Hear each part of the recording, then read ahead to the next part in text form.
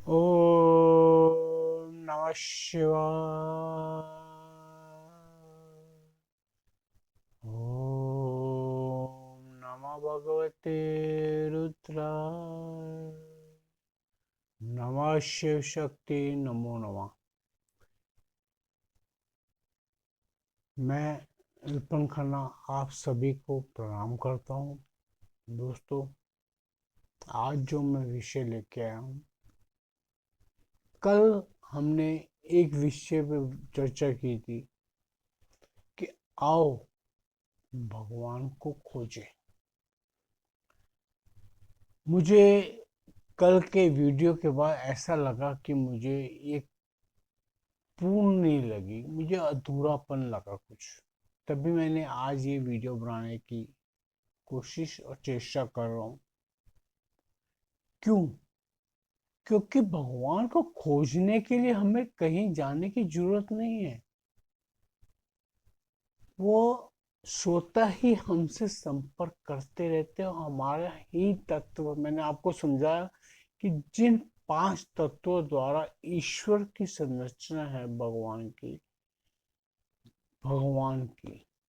भूमि, गगन, वायु, अग्नि और नीर, इसी सभी अक्षरों को मिला दो तो भगवान बना है। तो ईश्वर इन्हीं 5 तत्वों से निर्मित है। उन्हीं 5 तत्वों से मानव भी निर्मित है। मानव क्या, प्रकृति का हर जीव इन्हीं 5 तत्वों से निर्मित है। तो ये सभी, इसीलिए कहा गया है कि हर एक जीव में ईश्वर का वास है। जब आपको ये शब्द सुनने मिलते हैं ना कि हर एक जीव में ईश्वर है, तो ये इसीलिए कहा गया है कि जब ये 5 तत्व हर एक चीज में है, तो ईश्वर कहीं आपसे दूर नहीं है, वो आपके पास ही है। मैं वीडियो शुरू करने से पहले दोस्तों एक महादेव और माँ शक्ति से दरखास्त करूंगा कि सभी सब्सक्राइबर्स को कुशल मंगल रखे, सुखी रखे। हे माँ अन्नपूर्णा सबके भंडार भर के रखे। मैं क्षमा चाहूंगा कि मैं भूल गया पहले प्रथम प्रार्थना के अंदर। तो दोस्तों, इस कथन पे हम आगे चलते हैं कि भगवान हमारे शरीर के अंदर है। हम उसी तत्वों से निर्मित हैं। हमारी निर्माण में और ईश्वरी निर्माण में ज्यादा फर्क नहीं है। हाँ, फर्क ये है कि वो परम परमात्मा का अंश है और हम एक तुच्छ निम्न अंश हैं परमात्मा के। हम भी परमात्मा के अंश हैं। मैं अकेला नहीं, पूरा समाज, पूरी सृष्टि के मानव बोल रहा हूं मैं। ब्रह्मांड के जितने भी जीव है, अभी ये दोनों शब्दों में बहुत फर्क है दोस्तों। एक तो है हमारे पृथ्वी के जीव, जो हम पृथ्वी पे हैं, और एक मैं अल्फाज बोल रहा हूँ, ब्रह्मांड में जितने भी जीव है, जो चलायमान है, जो इसी हमारे तरह ही बने हैं, कि जैसे हम खुद का निर्माण खुद ही करते हैं। आज देखा जाए, एक बच्चा जब पैदा होता है माँ के गर्भ में, वो बीज रूप में जब पैदा होता है, तो वो अंदर ही माँ 9 महीने उसका निर्माण होता है। वो स्वतः होता चला जाता है। और हम कई बार फूल पंखुड़ियाँ देखते हैं, पौधे देखते हैं, जिसमें कली आती है, कली खिलती है, उसमें फूल बनता है, फूल से फिर फल बनते हैं, फल फिर वापस उसके जो बीज है वो निकलते हैं, फिर वो धरती में जाते हैं, फिर नए पौधे उगते हैं। यही क्रम हमारा भी है दोस्तों। हमें अपने पिता द्वारा दिए गए उनके अंश, अभी मैं स्पष्टता से कहूँ तो वीर्य से हम पैदा होते हैं, जो पिता द्वारा माता के गर्भ में स्थापित किया जाता है।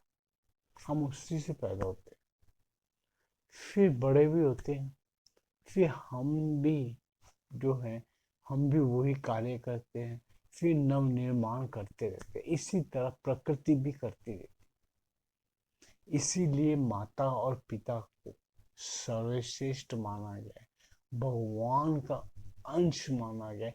तो इसका कारण ये होगा कि अगर मेरे माता पिता भगवान थे, तो आज मैं भी किसी का पिता हूँ, और मेरी पत्नी उसकी माता भी है।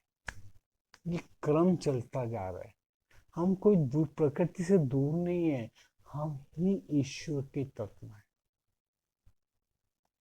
हमें ये नहीं समझना चाहिए कि हम तुच्छ हैं। ये ठीक है, एक कहने के लिए है। देखिए, इसके ऊपर इसलिए कहता हूं मैं कि हमें घमंड नहीं करना चाहिए। जिस जगह अहंकार का निर्माण होता है, उस जगह नाश का भी निर्माण होता है। अहंकार नाश करता है।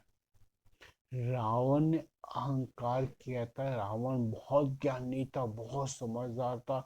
मैं कहता हूँ उसके जैसा विद्वान कोई नहीं था उस समय पर।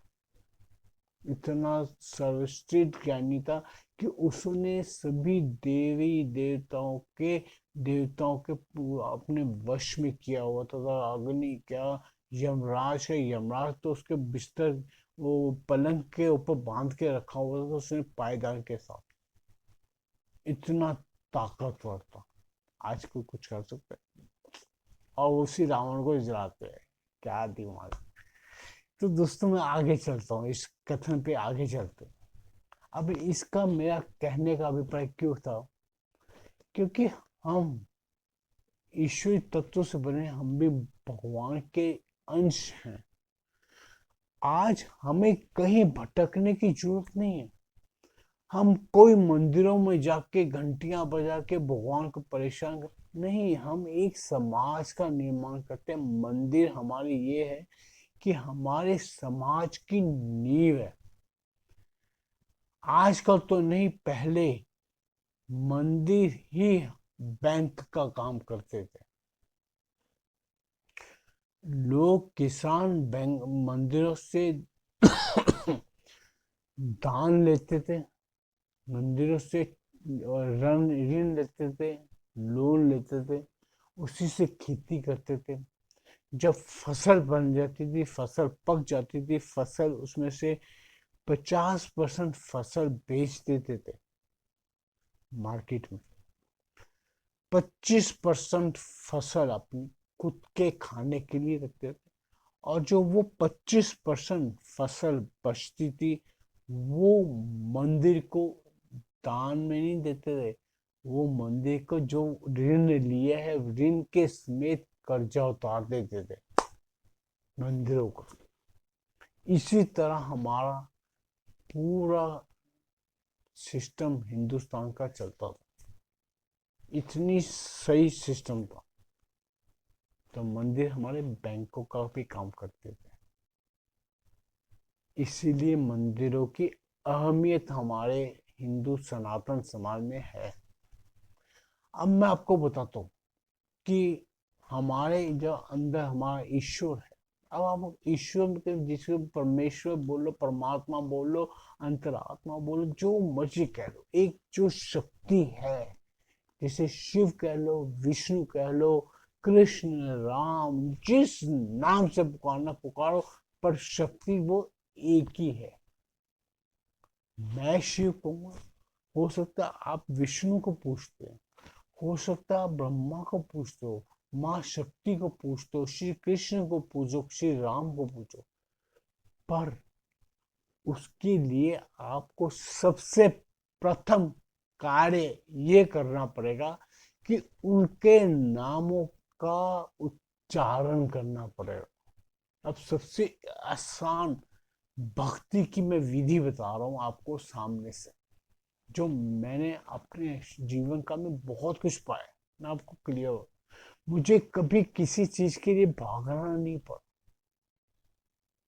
मैंने ईश्वर से जो चाहा मुझे मिला। मैंने जो अभिलाषाएं रखी हैं, मुझे सब कुछ प्राप्त हुआ। वो कारण क्या था? मैं किसी के पास नहीं भटका, ना मैं गुरुओं के चक्कर में गया, कहीं कहीं नहीं गया।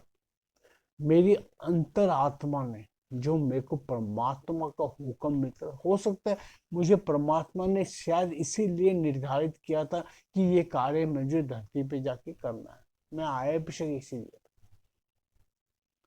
उन्होंने जो मुझे मंत्र दिया, मैं उसी मंत्र का जाप करते करते आज मेरी जिंदगी 52 साल हो गए मुझे ये कार्य करते हो।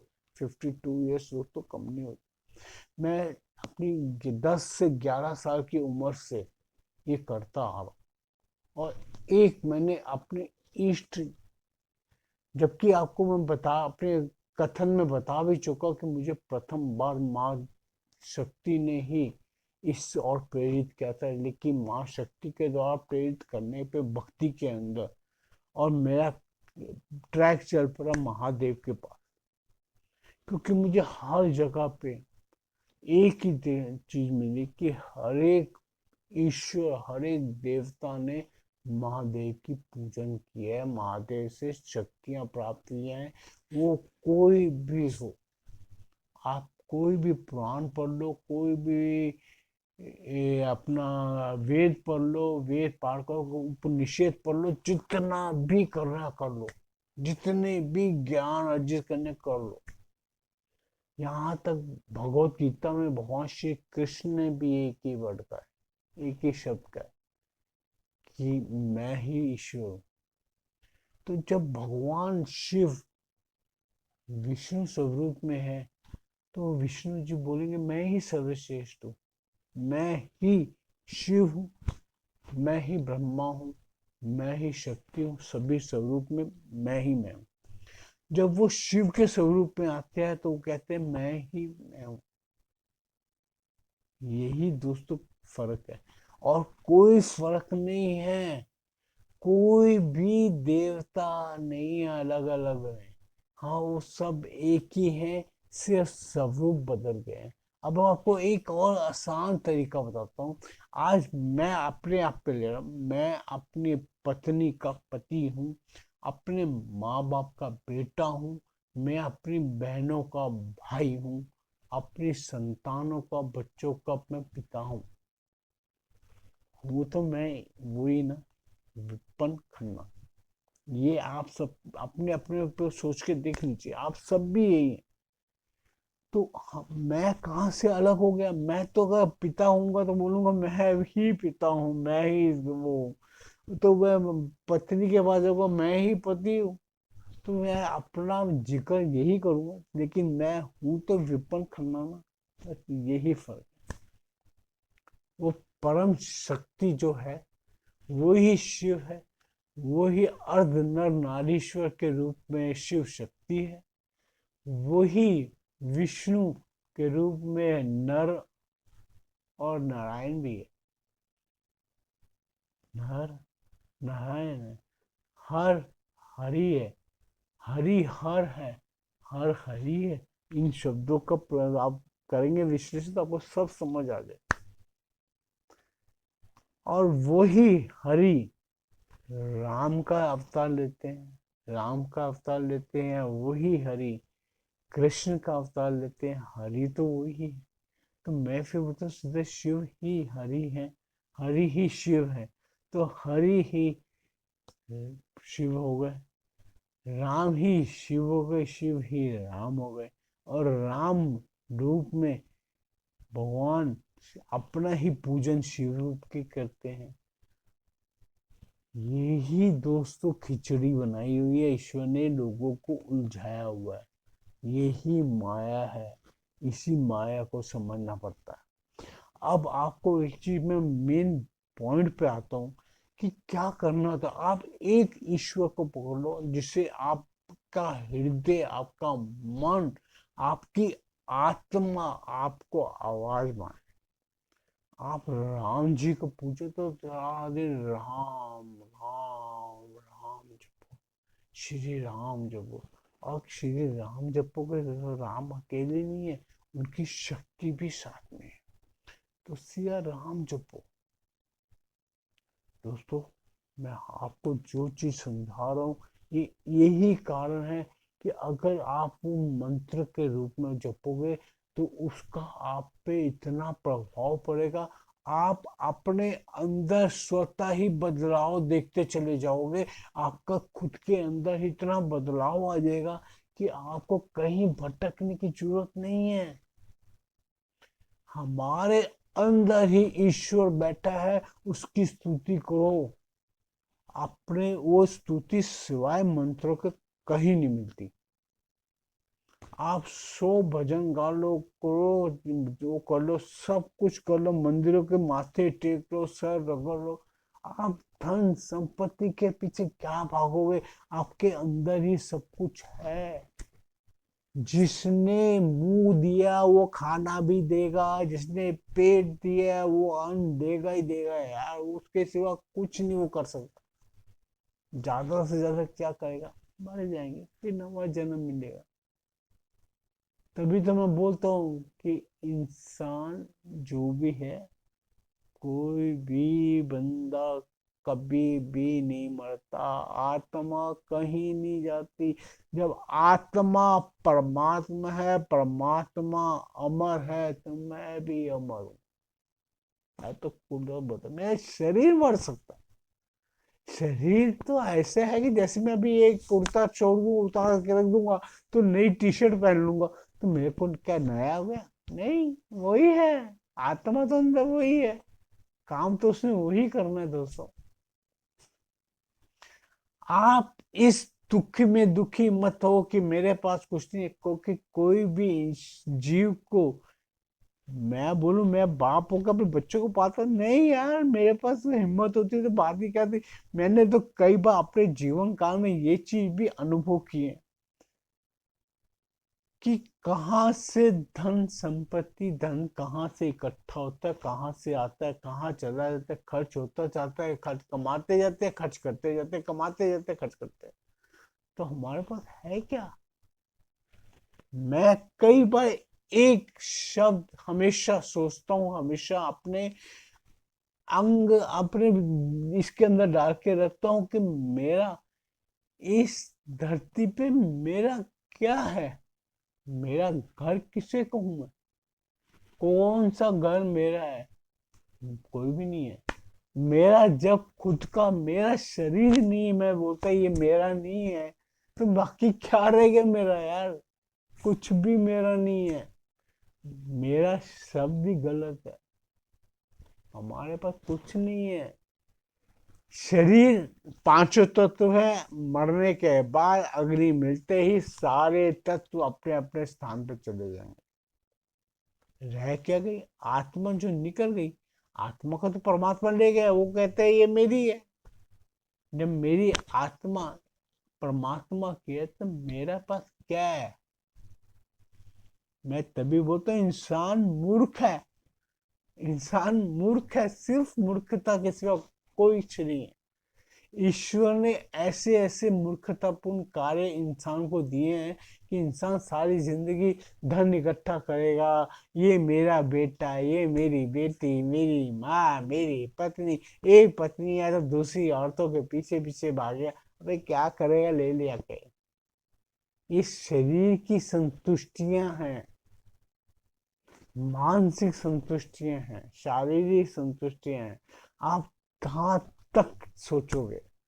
बस एक मंत्र को पकड़ो और राधे कृष्ण करो, या जय माता दी, जय माता दी, जय माता दी। जिसको मर्जी पकड़ो दोस्तों, इतना नशा है।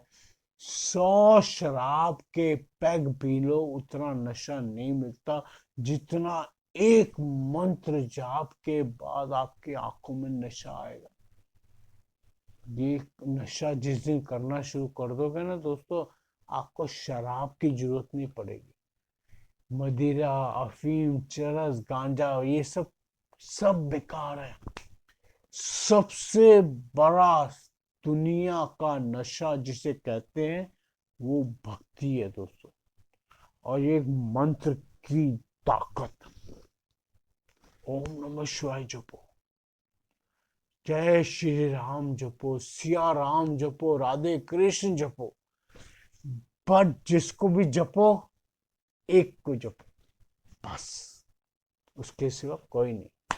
सो दोस्तों, मैं जो कहना चाहता था, जो समझाना चाहता था, अगर मेरा वीडियो आपको पसंद आए, आपकी अगर इच्छा हो, आपकी अगर श्रद्धा हो कि ये वीडियो को पसंद करना है, तो कर देना दोस्तों। आगे जो महादेव चाहे।